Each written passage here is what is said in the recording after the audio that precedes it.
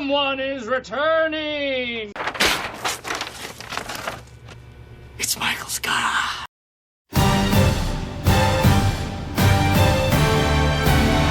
Michael Scott is back to challenge all the main bosses of the DLC. Same rules as before, I am not allowed to level up my character or summon. But just to make this a teensy bit tougher, I'm also not going to level up my Shadow Tree level, so my character is truly not qualified to be manager. We start things off as always with, say it with me now, prep work. I run all over the map grabbing graces and equipment. I'd utilize my fingerprint stone shield strategy to easily deal with the ancient dragon man, which eventually leads me to my first hurdle, Rakoshka. I'm gonna kill myself! Wow. I wanted to beat this boss because each piece of the armor set gives you a 2% damage buff, which I thought would be invaluable in this run. Turns out, Rakoshka is immune to madness, sleep, and death blight. My fingerprint shield was ineffective, as was casting Fia's Mist. So, to overcome this, I went back to the base game to get the Giant Hunt Ash of War as a safer way to stun lock the boss.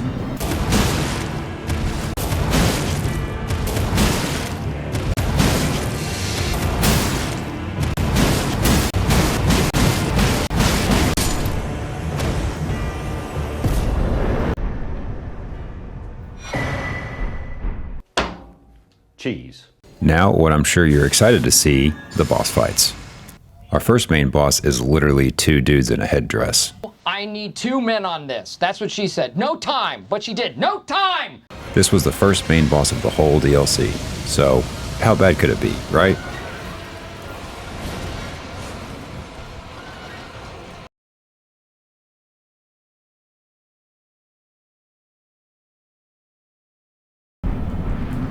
Okay, let's get him.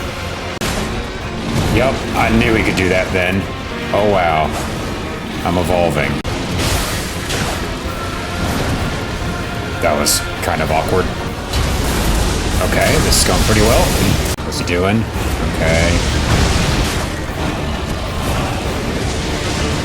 I don't know anything that's happening. I don't know how I survived. Roll away, and boom. There's gonna be another one, yep. Run away from that.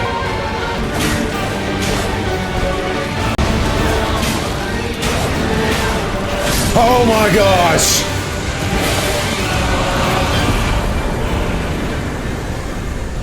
Woo!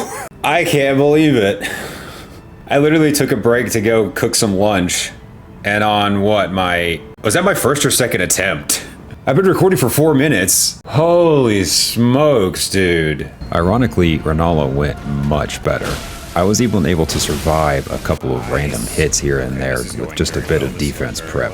But the really cool part was even at level 1, I was still able to almost completely skip her second phase. Another stance break. There we go. Get some stamina back.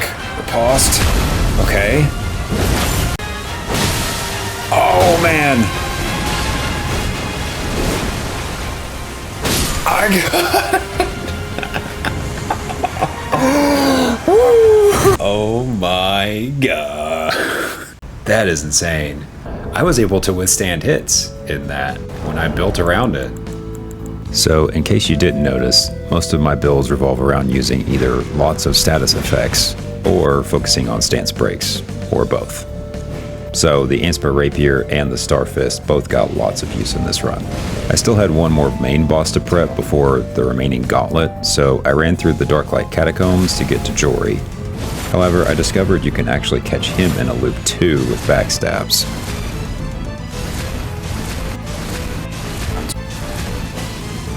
I got him. Cheese. Although despite all my recent success, I decided to pivot to give Bale a try, and nothing could have prepared me for what was coming. I couldn't. Oh, there's... Oh, that would... Dang it.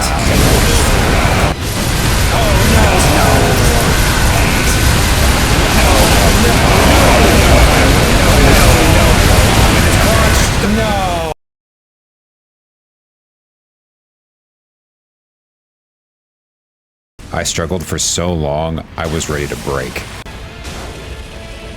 No! I was getting so angry, I literally became Egon. Curse you, Baal! I hereby vow you will rue this day. Behold, a true great warrior, your fears made flesh. I won't go over all my different strats, but he is primarily weak to pierce damage, so I used rapiers to try and bury him in status effects. After a couple days of attempts, I finally got the run. Oh my gosh. Oh my god, oh my god. Oh my god, oh my god. Oh my god. Oh my god. I did it! Oh my god. Finally free from Baal, I pivoted back to the Abyssal Woods to take out my favorite boss, Midra. He's primarily weak to slash damage, and he doesn't have high stance, although anything after Baal was gonna feel like a breeze. I mean, just look at how cool he is. Some days I am just on fire.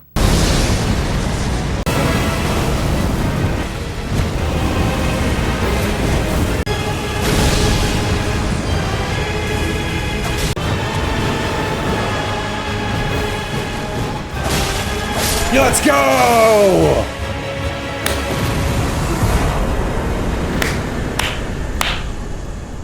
Woo! Moving along, I gave the Sunflower a try next, who is really weak to strike and, you guessed it, fire damage. So I attuned a hammer with fire damage and smacked him in the head quite a few times. It wasn't too tough of a fight. I was honestly amazed when I managed to dodge whatever his explosion attack is pretty easily. Okay.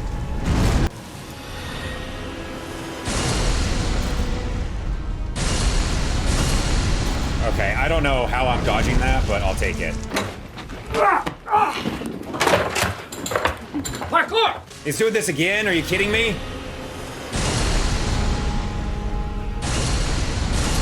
I don't know how I'm dodging that, but I'll take it. Parkour! Run in and get a hit. Let's go. Yes! Now for Romina.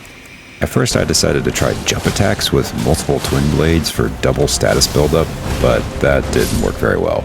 Then I thought I would just switch between weapons for status buildup like I did with Baal, but that also didn't work. After quite a few attempts, I just decided to bust out All Reliable just to hit the boss harder. That's gonna be a stagger. Lost. Let's go! Oh my gosh. That's another one down. Oh. For both the Putrescent Knight and Commander Gaius, I utilized something similar. They are both very weak to holy damage, and the new Black Steel weapons deal holy damage. However, they have an extra effect that amplifies holy damage specifically when infused with it, via grease or a spell.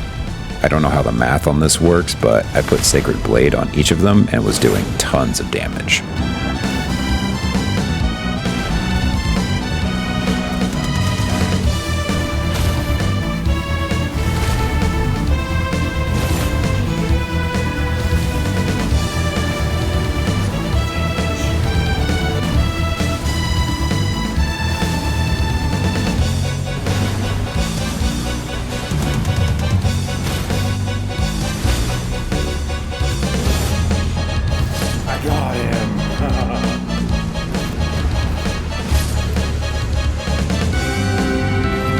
Now for the big ugly conglomerate of fingers known as Matir.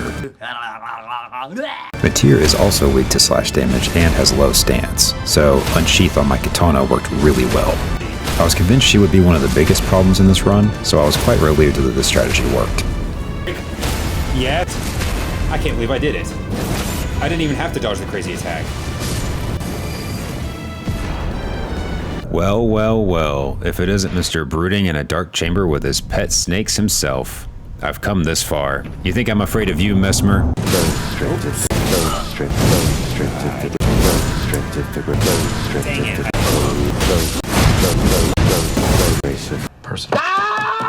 Jokes aside, Mesmer might have been the funnest fight to learn. There were probably better strats I could have used, but since he's weak to slash damage, I just cold infused a katana for double status effect buildup.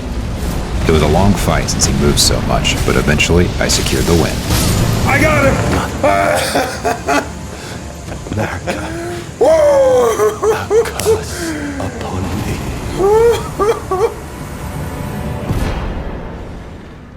With Mesmer dead, I can burn the ceiling tree and run through a near limb to get to the final boss.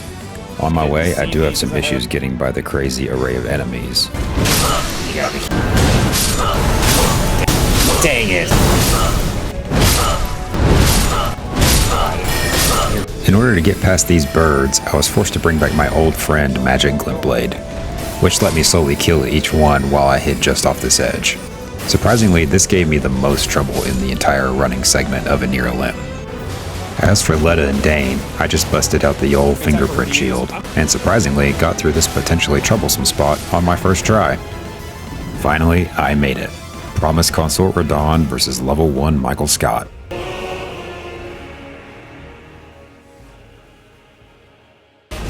Looking at his resistances, he's most vulnerable to pierce damage, and he's equally resistant to all status effects, except for in Phase 1 he is, ironically, vulnerable to Scarlet Rot. So I started out each attempt with my double rapier strat, continuously poking him with holes for status buildup. His moveset is intense, lots of crazy combos. The most infuriating one is when he can basically do a full 180-degree swipe that is impossible to see coming if you're directly behind him. And in his Phase 2, there are two huge issues. His golden after effects he leaves on the ground, and his after image attacks. Even after research, it took many attempts until I finally learned how to deal with them. But I was dedicated. I didn't suffer at the hands of Bale for days just to be stopped here. And sure enough, even he wouldn't be able to stop Michael Scott. So, here is how it went.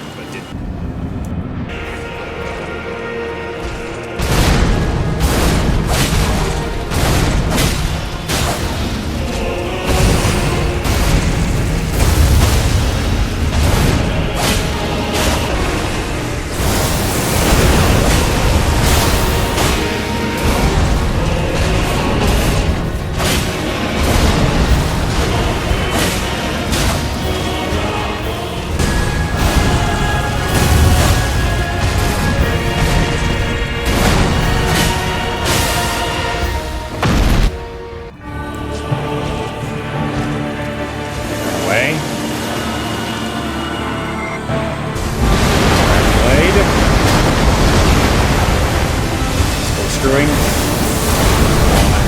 2, 3.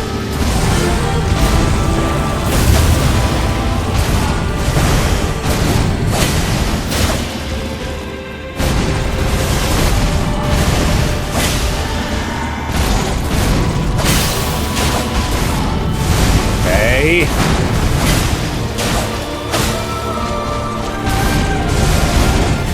That was close.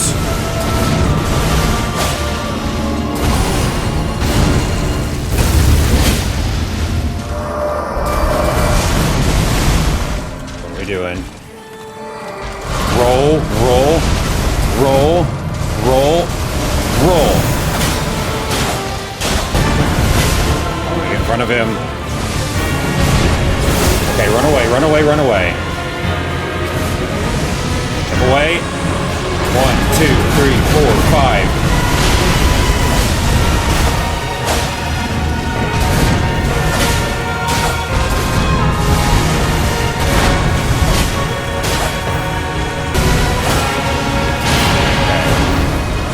Good. I can do it. I can do it.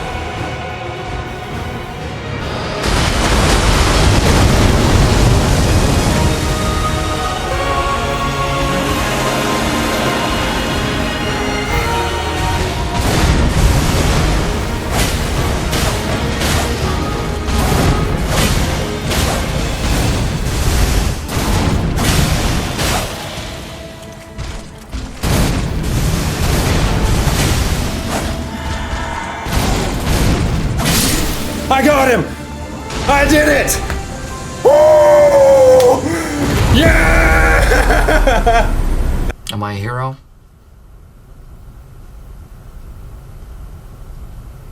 I really can't say, but yes. And with that, Michael Scott is yet again the most underqualified regional manager of the Lands Between. Thanks for watching. This was a lot of fun, but also pretty rough. So with that, I'll catch you guys on the flippity flip. I quit. What? You have no idea how high I can fly.